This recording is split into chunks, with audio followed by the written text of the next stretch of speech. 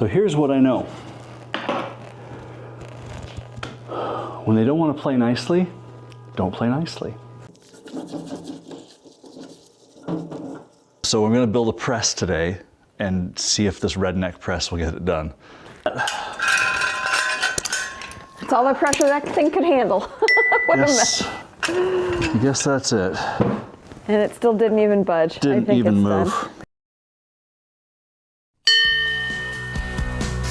I'm Jerry. I'm Sean, and this is our not currently sailing catamaran, Rome. We've taken on a huge refit involving every system on the boat, turning her into exactly what we want. Let's jump back into the episode to see what project we're tackling this time. It's time for after-work work. Do you know which one you want to start with? I think I'm going to start with starboard.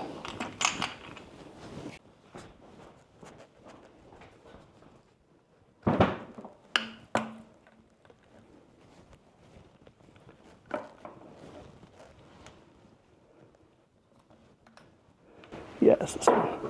We're going to get into some heat exchangers and start tearing these things apart and see how it goes. I know one of them is going to be particularly challenging, so I'm trying to start with the easier one first. Easier being, while it was still on the block, I was able to loosen all of the bolts on the core. So I'll take the bolts off the core, strip the hardware off the outside, and then we'll start taking notes to see just what we need to replace and yeah, all that stuff.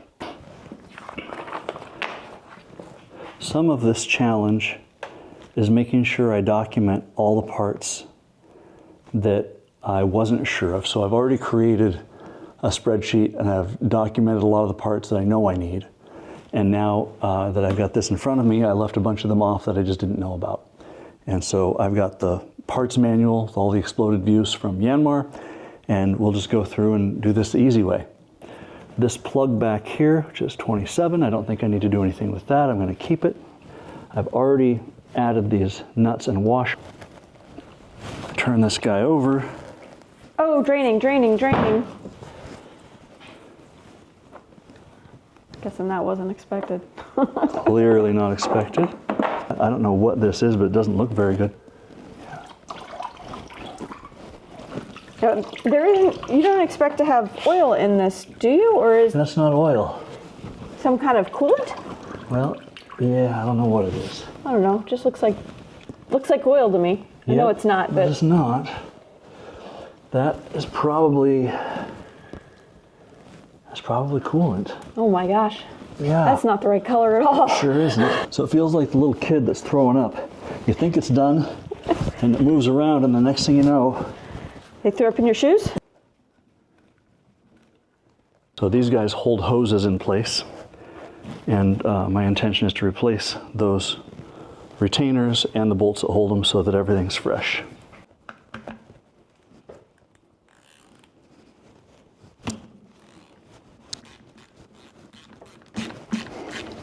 Now, I'm only going to take stuff off that I'm planning to replace, because some of this has seals, gaskets. This looks like so it's a copper crush washer.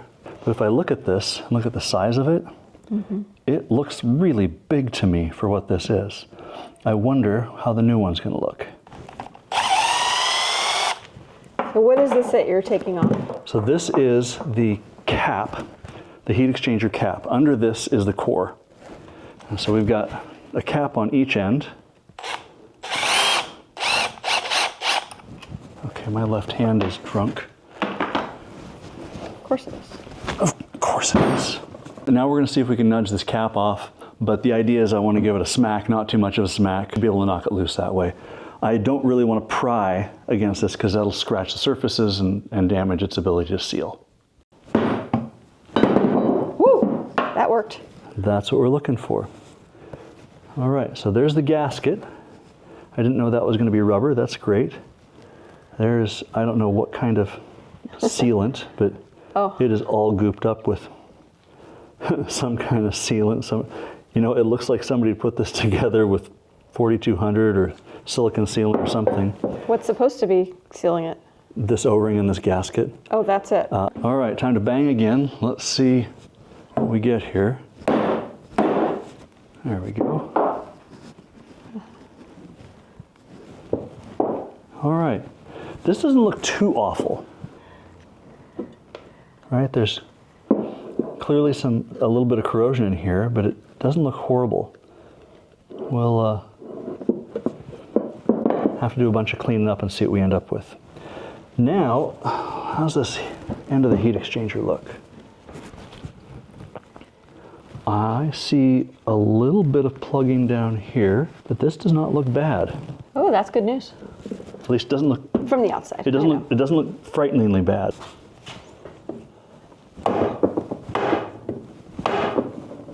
It's moving. Oh, I see it, yeah. We have movement. We have success. Maybe.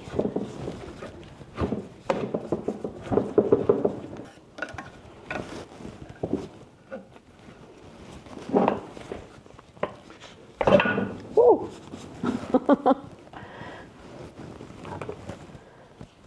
It worked.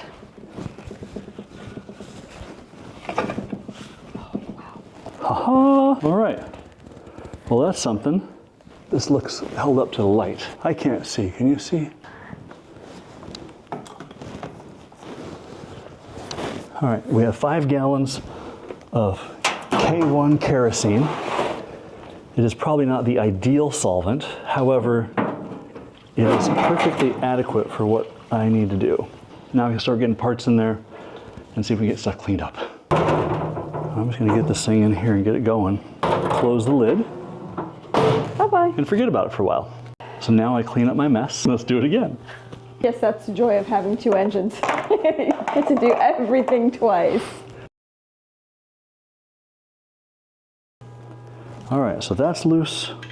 That's loose. I got those loose when I was disassembling, and that one's loose. All right, so that end is glorious.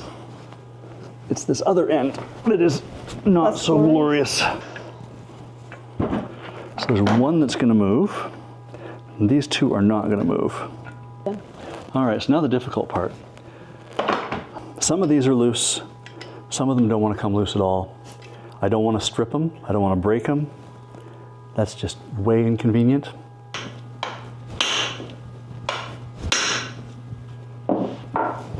Is it turning at all? I cannot tell. Oh yeah, it's turning. Sweet. Okay. All right, I don't know what this is that's coming out of here, That is nasty. but it does not look good. It looks to me, oh, What do you think it is? jeez. It looks to me like there was corrosion and someone did a repair with fiberglass. Fiberglass in the holes? What the hell? Are you really? Or else just corrosion, but I just don't know. I don't know. I don't know what we're into here. Maybe epoxy? Oh, yeah.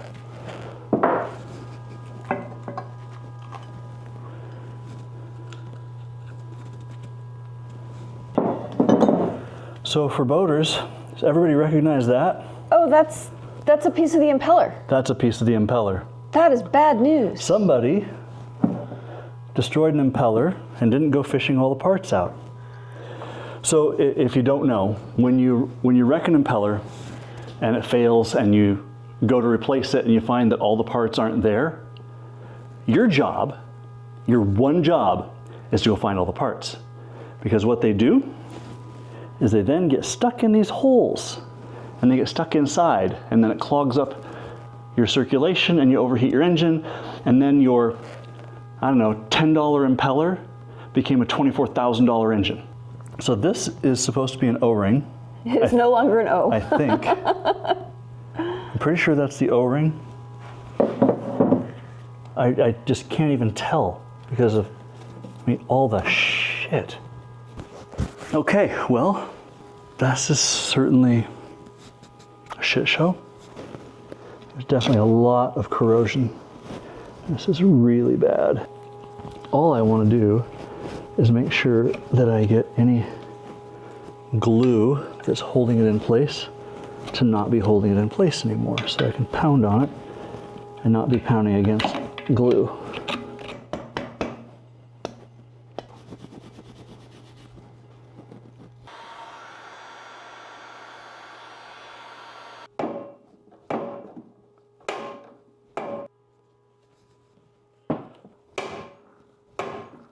So I looked last night to see if we have to buy a new cover.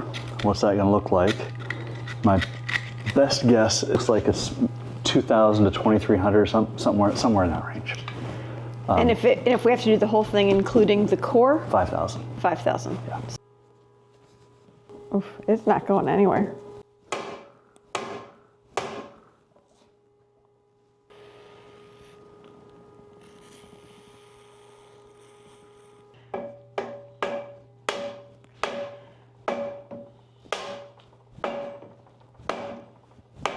That's not budging. It's not budging. Worst case, if we can't get the core out, and we're going to lose the case anyway, I will cut the case open to see if I can save the core. If we're replacing the case, Yeah, you may as well. it then becomes garbage. Right, may as well. Yeah. Today is Get Creative Day.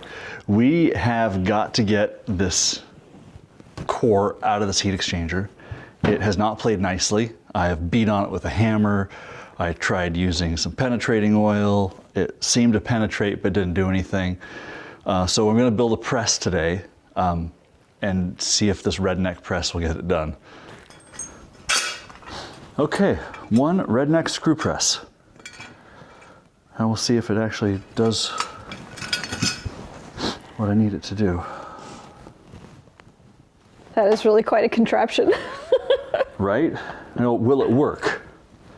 I have no earthly idea if it'll work.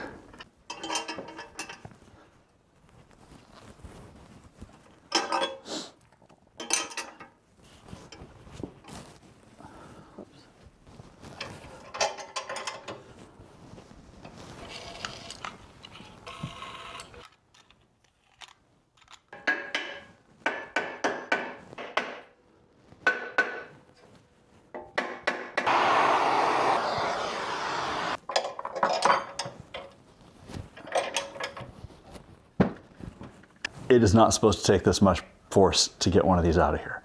You should be able to tap it with a rubber mallet like this, and it should just knock right out. This is bad news. All right, well. And that's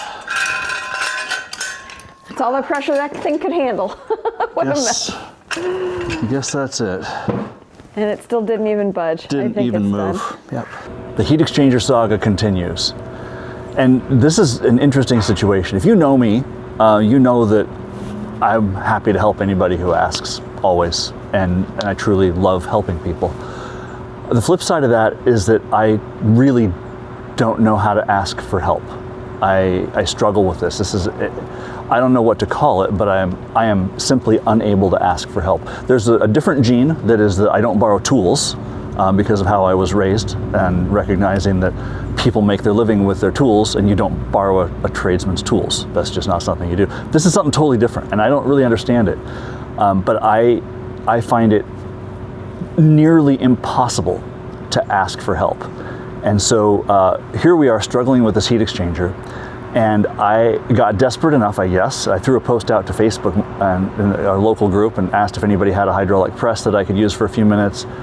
And Jerry also got smart and said, you know, there's a shop up the street. And I said, yeah, I wonder if they have a hydraulic press, maybe they could do it. She looked it up, we called them.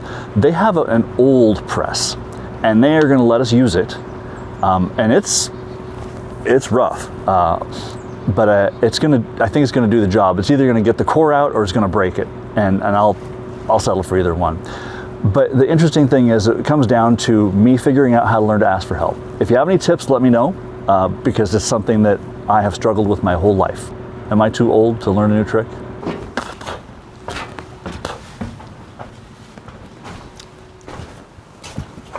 Holy crap.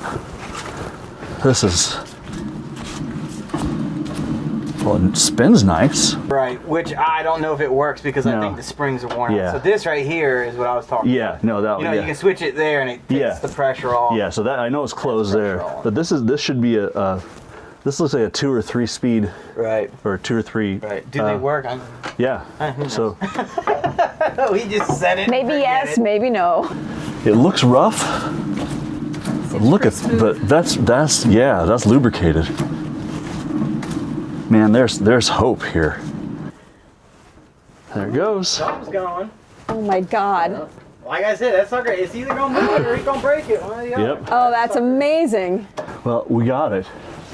And I think it isn't wrecked. That's magic. And it, yeah, I mean, I don't know what this thing's rated for. My guess, though, this is probably a 50-ton press based on the build. It's probably not good for 50 tons anymore, but dang, it's doing exactly what we needed. There we go. Now we got it.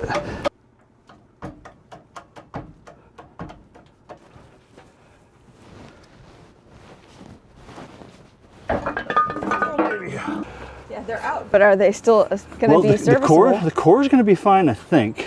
See, but man, this housing. Well, now it makes a lot of sense. It took about 6, maybe 7 tons of pressure to move this thing out. But now we've got it out, but I got a bunch of cleaning to do. It is an absolute mess inside. I'm surprised it's as bad as it is, and as hard as it came out, I shouldn't be surprised at all.